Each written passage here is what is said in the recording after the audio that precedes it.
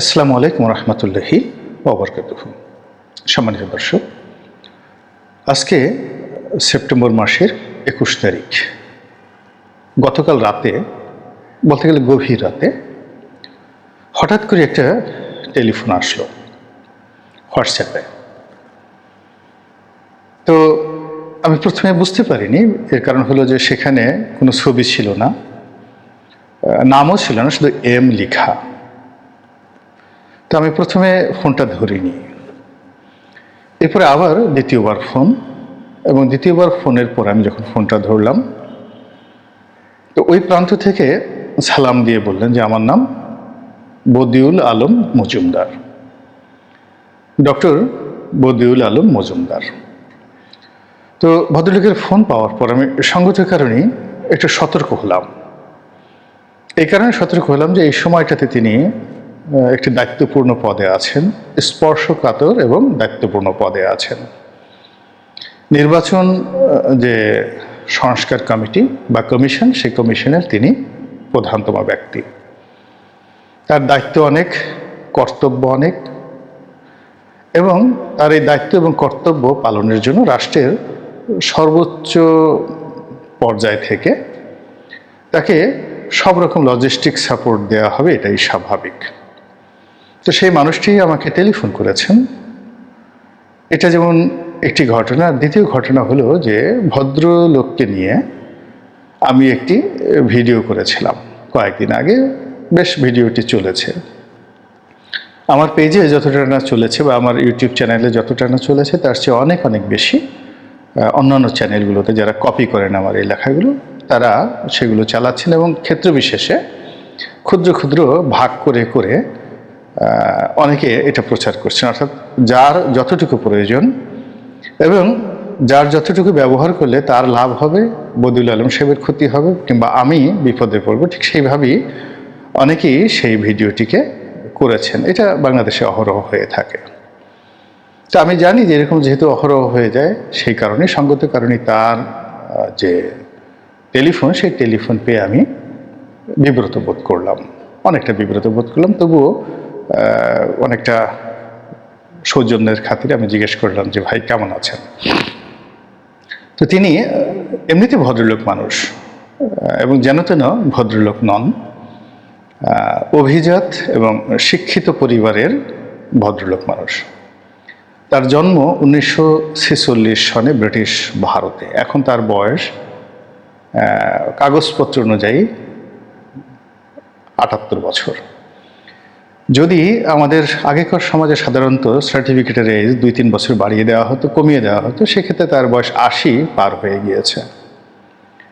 এবং কুমিল্লা জেলার যে পরিবারে তার জন্ম ব্রিটিশ ভারতে, তখন সারা বাংলাদেশের বেশিরভাগ মানুষই দরিদ্র ছিল এবং লেখাপড়া ওই জমানাতে হতো না। তো তিনি সেই একটি সম্ভ্রান্ত পরিবার থেকে, মানে মজুমদার যে শব্দটি, মজুমদার শব্দটি জমিদার, মানে আমাদের দেশে তালুকদার ছোট জমিদার, কিন্তু মজুমদার যারা হন তারা একটু বড় জমিদার, তালুকদারের চাইতে বড় জমিদার। তো যেহেতু তার নামের সঙ্গে মজুমদার আছে, আপনি স্পষ্টতই ধরে নিতে পারেন কুমিল্লার একটি জমিদার পরিবারে তার জন্ম। এবং সেখান থেকে তিনি ঢাকা বিশ্ববিদ্যালয়ে অধ্যয়ন করেছেন অর্থনীতিতে 60-এর দশকে, এবং ওই 60-এর দশকেই তিনি আবার দেশের বাইরে চলে গেছেন উচ্চশিক্ষার জন্য। তো দেশের বাইরে 60-এর দশকে যারা আমেরিকাতে, কানাডাতে, পশ্চিমা দেশে পিএইচডি করার জন্য গিয়েছেন, তারা সঙ্গত কারণে আমাদের দেশের মধ্যবিত্ত পরিবারের নয়, সাধারণ ব্যবসায়ী পরিবারের নয়, শিক্ষা দীক্ষার একটা অতি উচ্চ পর্যায়ের যে অবস্থান, সেখানেই তার অবস্থান না করলে সাধারণত যান না। তো উনিও সেখানে গিয়েছেন, দীর্ঘদিন সেখানে থেকেছেন এবং প্রায় 25 বছর কানাডা এবং আমেরিকাতে পড়াশোনা করেছেন। তারপর বাংলাদেশে এসেছেন। কথাগুলো বলছি যে আমি যে সমালোচনাগুলো করেছি আর তিনি যে বক্তব্য দিয়েছেন, আমাদের মধ্যে যে কথোপকথন কোন পর্যায়ে হয়েছে সেটা বোঝানোর জন্য। সেটা হলো যে তো তিনি সেখানে গিয়েছেন, এবং পশ্চিমা দুনিয়াতে যদি আপনি দীর্ঘদিন থাকেন আমেরিকাতে বা ইউরোপে দীর্ঘদিন থাকেন, সেক্ষেত্রে আপনার যে মন মানসিকতা পশ্চিমা ধাঁচের হয়ে যায়, মোর লিবারেল, মোর ডেমোক্রেটিক এবং অনেক সৌজন্যবোধ থাকে। আবার আমাদের দেশ থেকে যে সমস্ত লোকজন খুব অপেশাদারিত্ব মানে এখান থেকে বলতে গেলে বিতাড়িত হয়ে যান, পালানোর জন্য লন্ডন আমেরিকাতে যান, নিজেদের অবৈধ অর্থ নিয়ে সেখানে ভোগ বিলাসের জন্য যান, ওদের চরিত্রে আবার উল্টো ঘটনা ঘটে। তারা খুব রুক্ষ হয়ে যান, বেয়াদব হয়ে যান, অশালীন হয়ে যান। আবার ওখানে গিয়ে যারা খুব কষ্টকর পরিশ্রম করে, যেমন ড্রাইভারি করেন, এখন ড্রাইভারি করাটা সত্যিকার অর্থে ইউরোপে আমেরিকাতে বিশেষ করে খুব কঠিন, যেখানে র্যাসিজম আছে। তো যারা ড্রাইভিং পেশায় নিযুক্ত তাদেরকে প্রায়ই বিরূপ পরিস্থিতিতে পড়তে হয়, বিশেষ করে যখন আফ্রিকান কোনো যাত্রী গাড়িতে ওঠেন, অনেক ক্ষেত্রেই দেখা যাচ্ছে সেখানে বিরূপ পরিস্থিতির সৃষ্টি হয়, ইন্ডিয়ান, পাকিস্তানি। তো বাংলাদেশের ড্রাইভারদের চাইতে আমেরিকায় যারা ড্রাইভারি পেশায় নিয়োজিত তাদেরকে অনেক টাফ সময় পার করতে হয়।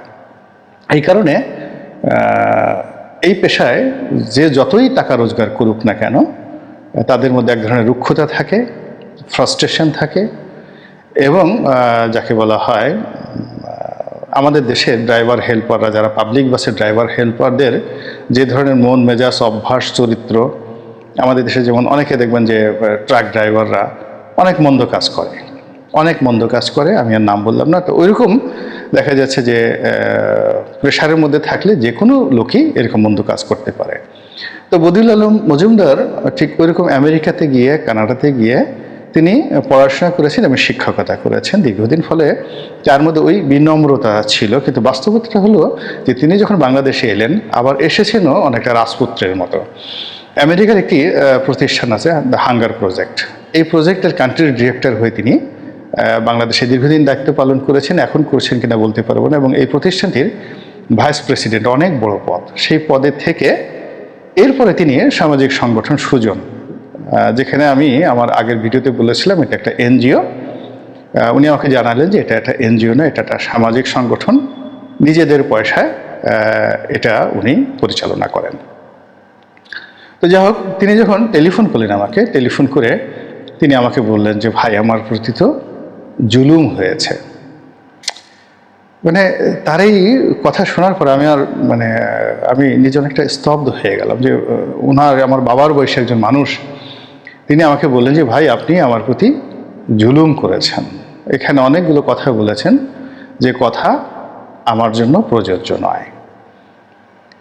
তা আমি আর নিস্তব্ধ হয়ে গেলাম, আমার গলা শুকিয়ে গেল। এর কারণ হলো, তিনি যদি আমার সঙ্গে চ্যালেঞ্জ করতেন, কোনো বিষয় নিয়ে বার্গেনিং করতেন, বিতর্ক করতেন, তাহলে আমি যে কথাগুলো তাকে বলেছি, অভিযোগগুলো করেছি, সেই অভিযোগগুলো নিয়ে আমি তার সাথে বিতর্ক করতে পারতাম। কিন্তু তিনি যখন আমার কাছেই বিচার চাইলেন এবং বললেন যে আপনি আমার প্রতি জুলুম করেছেন, আমি মজলুম হয়ে গিয়েছি, আমি আপনার বিবেকের সাহায্য চাই, সহযোগিতা চাই।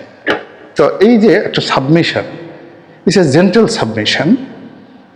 তো সেই জেন্টাল সাবমিশনে আমি তাকে আমার কথাগুলো বললাম যে দেখেন, আমি আপনার বিরুদ্ধে মাত্র দুটো অভিযোগ করেছি। প্রথম অভিযোগ হলো যে আপনি একটা টক শোতে গিয়ে বা একটা অনুষ্ঠানে গিয়ে বলেছেন যে আওয়ামী লীগকে ছাড়া নির্বাচন করলে এটি বৈধতা পাবে। কোন পরিস্থিতিতে, কোন অবস্থাতে, কি করেছেন না করেছেন, এটা নিয়ে আমি প্রশ্ন করব না, শুধুমাত্র এই বিষয়ে আমার অভিজ্ঞতাটা আপনাকে বলি। আমি বললাম যে আমি যে পরিবারের সন্তান, সেই পরিবার সেই ব্রিটিশ জমানা থেকে যখন ইলেকশন শুরু হয়েছে ইন 1936, তখন থেকে আমার আত্মীয় স্বজনেরা নির্বাচন করে আসছে সেই ফরিদপুর থেকে। এরপর 36, এরপরে 46, এরপর 54, 54 পরে 70, মানে সব সময়টাতে এবং আজ পর্যন্ত সবসময় আমাদের নিকট আত্মীয়, রক্তের আত্মীয়রা সবসময় পার্লামেন্টে ছিলেন। এই রাজনীতি দ্বারা আমরা ক্ষতিগ্রস্ত হয়েছি, আর আমি তো নিজে মারাত্মকভাবে ক্ষতিগ্রস্ত হয়েছি, ওনাকে আমি বললাম। তো সেই ক্ষতির কারণেই আমি আমার নিজের অভিজ্ঞতা থেকে বললাম যে 2014 সনে আমি আওয়ামী লীগের মনোনয়নপত্র কিনিনি। আওয়ামী লীগ থেকে আমাকে বহিষ্কার করা হয়নি এবং আমি তখন আওয়ামী লীগের অন্যতম আকর্ষণীয় একজন প্রার্থী। কিন্তু আমি নমিনেশন পেপার কিনিনি এই কারণে যে আমার মনে হয়েছে যে আওয়ামী লীগ যদি বিএনপিকে বাদ দিয়ে, জামাতকে বাদ দিয়ে নির্বাচন করে, একতরফা নির্বাচন করে, তাহলে একদিন টুডে অর টুমরো পালাতে হবে। তো এই 10 বছর আমাকে অপেক্ষা করতে হয়েছে এই বাস্তব সত্যটা দেশবাসীকে বোঝানোর জন্য, এবং আমি সবসময় এই কথা 2014 থেকে কন্টিনিউয়াসলি বলে আসছি। তো সেই অভিজ্ঞতার আলোকে ওনাকে বললাম যে ভাই, আপনি যে কথাটা বলেছেন, যেভাবে হোক না কেন যদি ইলেকশন করেন, পপুলার যারা রাজনৈতিক দলগুলো রয়েছে তাদেরকে আপনি মডিফাই করেন, অপরাধীদেরকে বাদ দেন, কিন্তু যাদের জনসমর্থন রয়েছে তাদের একটি দলকেও নির্বাচনের বাইরে রাখা যাবে না। এবং এই সংক্রান্ত বিশেষ করে আপনার মুখ থেকে যেন একটা শব্দ না আসে, এটাই ছিল আমার একটা অ্যাপিল। এখন যেহেতু আমি আপনাকে অভিযুক্ত করেছি, এটা চটকদার হেডলাইন করেছি, এজন্য হয়তো এটা আপনার আঘাত লেগেছে। তো উনি আমার এই কথা শোনার পরে উনি অ্যাগ্রি করলেন যে এই বিষয়টা নিয়ে আমি আপনার সঙ্গে আলোচনা করব, আর অনেক যারা স্টেক হোল্ডার আছে তাদের সঙ্গে আলোচনা করব। এইগুলো একটা। দ্বিতীয় যে বিষয়টি আমি তার বিরুদ্ধে অভিযোগ করেছিলাম সেটা হলো, বিগত উপজেলা নির্বাচন যখন হলো 2009 সনে, তখন আমি বা অনেকে এটার বিরোধিতা করেছিলাম। আর যারা এই উপজেলা পরিষদটা বাস্তবায়নের জন্য, লোকাল ইলেকশন করার জন্য, লোকাল গভর্নমেন্টকে শক্তিশালী করার জন্য যারা কাজ করেছিলেন, তাদের মধ্যে অন্যতম মুখপাত্র ছিলেন ডক্টর বদিউল আলম মজুমদার।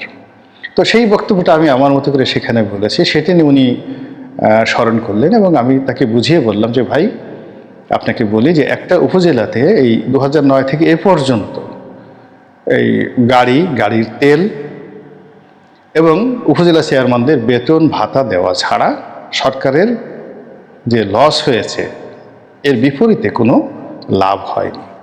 এক। 2 নম্বর হলো, রাজনৈতিক যে কালচারটি, সেই কালচারটি সম্পূর্ণ নষ্ট হয়ে গিয়েছে। সেখানে পরিষদের মধ্যে টিএনও সাহেব, উপজেলা চেয়ারম্যান, ভাইস চেয়ারম্যান, মহিলা ভাইস চেয়ারম্যান, এই 4টি ভাগে বিভক্ত। এরপরে সেখানে যদি এমপি সাহেবের সঙ্গে উপজেলা চেয়ারম্যানের দ্বন্দ্ব করার পরিস্থিতি থাকে, তাহলে সেখানে আর একটা গণ্ডগোল। এরপর যদি সেখানে একটা পৌরসভা থাকে, তাহলে এদের সকলের সঙ্গে পৌরসভার গণ্ডগোল। তো এটা আসলে রাজনৈতিক যে শক্তি 2009 থেকে এই পর্যন্ত সর্বনাশ করে ছেড়েছে। আর বিনিময়ে আমলাতন্ত্রের যে ক্ষমতা, পুলিশ, ডিসি, এসপি, টিওনেদের ক্ষমতা বেড়েছে। এই বিষয়টি আমি আপনাকে আসলে তখনও বলেছিলাম এবং এখনও ওই বিষয়টা আপনাকে আমি স্মরণ করাই দিচ্ছি, যেহেতু আপনি সামনের দিনে যাবেন। এখানে একটা ব্যাপার হলো, তখন তিনি বললেন যে ভাই, আমরা তো আসলে স্থানীয় সরকারটাকে শক্তিশালী করতে চেয়েছি আমলাতন্ত্রকে দমন করার জন্য। তখন আমি বললাম যে দেখেন, আমি আমেরিকাতে পড়াশোনা করেছি স্থানীয় সরকারের উপর। তো স্থানীয় সরকারের মূল থিম হলো যে স্থানীয় সরকার তারাই হবে যারা স্থানীয় সরকারের অধীনের যত রেভিনিউ কালেকশন, উপজেলার যত রেভিনিউ কালেকশন সে করবে এবং সেটা দিয়ে উপজেলার যাকে সে বেতন দেবে, ভাতা দেবে, তারাই তার অধীন থাকবে। এখন টিউনো সাহেব, ওসি সাহেব বা অন্য যারও বেতন যদি সেন্ট্রাল গভর্নমেন্ট থেকে দেওয়া হয়, তার উপর কোনোদিন উপজেলা চেয়ারম্যান ছড়ি ঘোরাতে পারবে না। তা আমাদের তো রেভিনিউ কালেকশনটা ওইভাবে হচ্ছে না, ফলে এটা কোনো অবস্থাতেই স্বাধীন এবং সার্বভৌম হতে পারবে না, শত চেষ্টা করলেও পারবে না। এই গেল এক। 2 নম্বর হলো যে আমেরিকাতে এবং ইংল্যান্ড মেম্বার অফ পার্লামেন্ট, আমেরিকাতে হলো কংগ্রেসম্যান।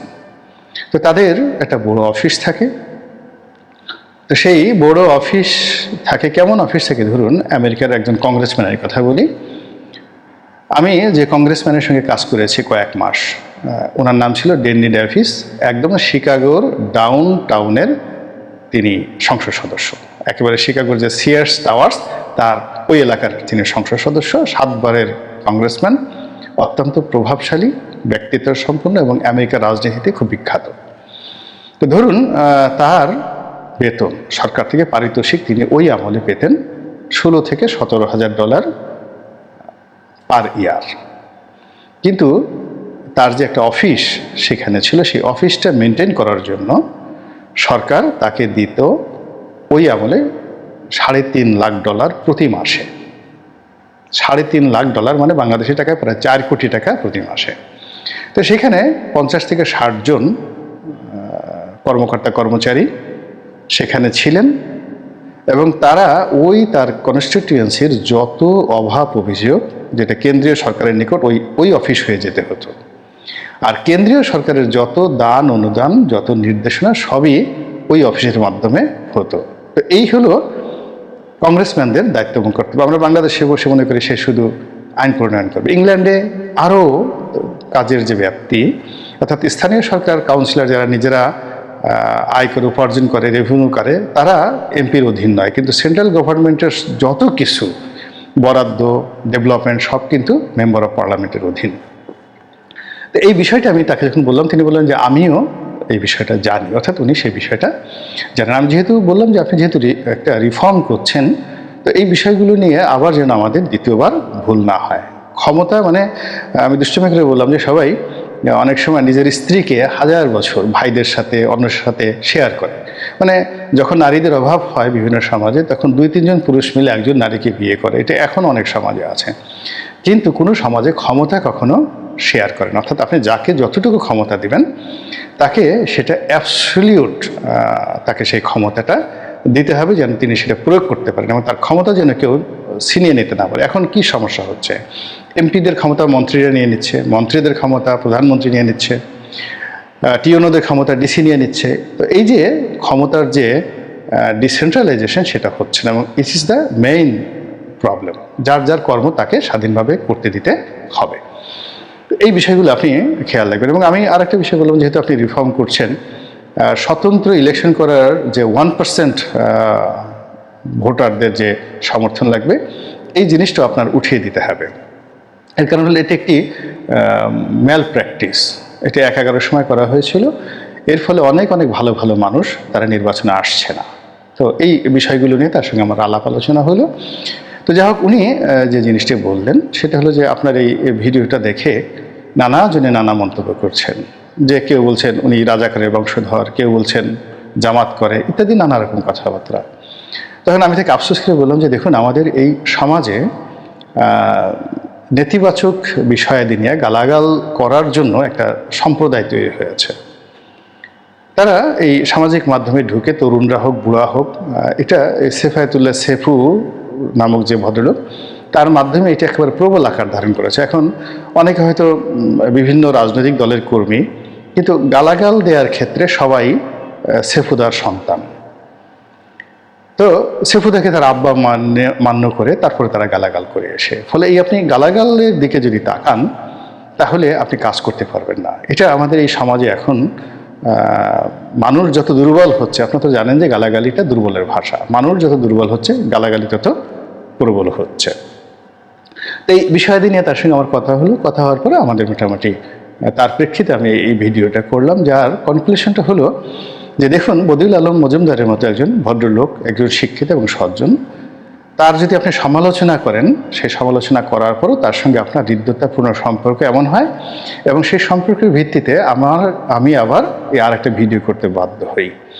কিন্তু আপনি যখন একজন মন্দ মানুষের সঙ্গে আপনি আর দ্বন্দ্ব এবং সংঘাত হবে, সেক্ষেত্রে কি হবে? সেক্ষেত্রে আপনি ঢাকা বিশ্ববিদ্যালয়ের মেধাবী ছাত্র হন কিংবা আমেরিকান সেই কর্নেল ইউনিভার্সিটি থেকে, জন হপকিন্স থেকে পড়াশোনা করেন, কিন্তু আপনার যদি রক্ত ভালো না হয়, তাহলে সেখানে ওই সেফায়েতুল্লাহ সেফুদের মতো গালাগাল হবে, অশ্লীল শব্দোচ্চারণ হবে। আপনি আগের ভিডিওটা দেখুন যে আমি তাকে সমালোচনা করেছি, একটা সিঙ্গেল শব্দ আমাকে বাজে শব্দ উচ্চারণ করতে হয়নি। আবার তিনি সেই বিষয়টা নিয়ে যখন আমার সঙ্গে কথা বললেন, আবার দেখেন আমি আবার এই বিষয়গুলো নিয়ে আমাদের মধ্যে একটা সুন্দর সম্পর্ক হলো। মূল বিষয়টা হলো ডক্টর বদিউল আলম মজুমদার এই বয়সে যে কাজ করছেন বা আমরা যে বয়সে কাজ করছি, হোয়াট এভার মেবি, আমাদের কে নিয়ে আপনাদের অনেক সমালোচনা থাকতে পারে, কিন্তু আমরা দেশের জন্য ভালো চিন্তা করছি অনেকেই। তো সেই ভালোর জায়গাতে যদি একে অপরের সঙ্গে মতদ্বৈততা থাকে, ন্যাশনাল ইন্টারেস্টে মতদ্বৈততা থাকে, এটা জেন্টেল ওয়েতে যদি কাউকে অ্যাপ্রোচ করা হয়, আবার সেটি যদি আবার সমঝোতার মতো, এই যে ওনার সঙ্গে আমার যে কথা হলো, এই সমঝোতার দ্বারগুলো যদি খোলা থাকে, আলাপ আলোচনা হয়, তাহলে একটা ভালো সংস্কৃতি, একটা ভালো পরিবেশ তৈরি হয় আমাদের সকল অঙ্গনে। ডক্টর বদিউল আলম মজুমদার যদি আমার আগের ভিডিও দ্বারা কষ্ট পেয়ে থাকেন, আমি ক্ষমা চাচ্ছি। আর দ্বিতীয়ত, তিনি যে কর্মে হাত দিয়েছেন সেই কর্মে আমি তার সফলতা কামনা করি। আর আমার পক্ষ থেকে কোনো সাহায্য এবং সহযোগিতা, তথ্য এবং উপাত্ত যে কোনো জিনিসে যদি ওনার লাগে, সেটির জন্য আমি সবসময় প্রস্তুত থাকব। আল্লাহ তাকে দীর্ঘায়ু দান করুন। আর তার মতো ভদ্রলোক আহত হয়ে, বিক্ষুব্ধ না হয়ে, তিনি অন্য মানুষের মতো গালাগাল না দিয়ে, বা ক্ষমতা ইচ্ছা করলে তিনি ক্ষমতা প্রয়োগ করতে পারতেন। তিনি এখন রাষ্ট্র ক্ষমতা আছেন, তিনি ইচ্ছা করলে ক্ষমতা প্রয়োগ করতে পারতেন। তো সেটি না করে যে বিনয় এবং ভদ্রতা দেখিয়েছেন, তার জন্য কৃতজ্ঞ, এবং তার এই আচরণ আমার জন্য পাথেয় হয়ে থাকবে। এর কারণ হলো আমিও যদি কোনো ভদ্রলোক, কোনো শিক্ষিত বা সজ্জন ব্যক্তি আমার ব্যাপারে বিরক্ত হন, আমিও সেই ভদ্রলোকের সঙ্গে কথা বলবো। ওনার কাছ থেকে আমি এটাই শিখলাম। কিন্তু কোনো অবস্থাতেই অধৈর্য হব না। আল্লাহ আমাদের সবাইকে হেদায়েত দান করুন এবং হেফাজত করুন। আসসালামু আলাইকুম ওয়া রাহমাতুল্লাহি ওয়া বারাকাতুহু।